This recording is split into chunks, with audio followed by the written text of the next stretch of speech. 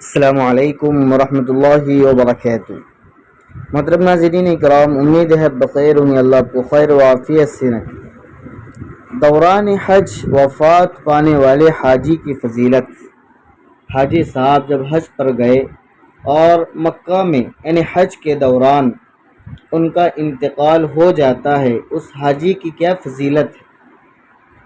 حدیث کے اندر ہے عن ابی ہریرہ رضی اللہ عنہ قال قال رسول اللہ صلی اللہ علیہ وسلم من خرج حاجا فمات كتب له اجر الحاج الى يوم القيامة ومن خرج معتمرا فمات كتب له اجر المعتمر الى يوم القيامة ومن خرج غازيا فمات كتب له اجر الغازي الى يوم القيامة۔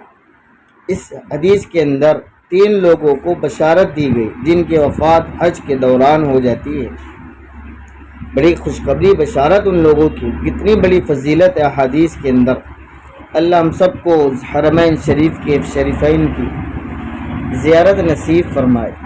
حدیث کے اندر ہے حضرت ابو ہریرہ رضی اللہ عنہ سے روایت ہے کہ رسول اللہ صلی اللہ علیہ وسلم نے فرمایا کہ جو حج کے لیے نکلا اور اس کو موت آ گئی تو اس کو قیامت تک حج کرنے کا ثواب ملتا رہے گا۔ سبحان اللہ۔ جو حج کے لیے نکلا اور اس کو موت آ گئی تو اس کو قیامت تک حج کرنے کا ثواب ملتا رہے گا۔ اور دوسرا، اور جو عمرے کے لیے نکلا ہے اور اس کو موت آ گئی تو قیامت تک اس کو عمرے کا ثواب ملتا رہے گا۔ کیا پیاری فضیلت عمرہ کرنے والی۔ اور جو جہاد کے لیے نکلا، اللہ کے راستے میں نکلا اور اس کو موت آ گئی تو قیامت تک اس کو جہاد کا ثواب ملتا رہے گا۔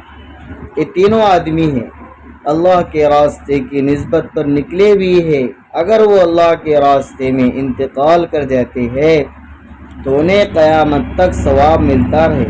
سبحان اللہ۔ السلام علیکم ورحمۃ اللہ وبرکاتہ۔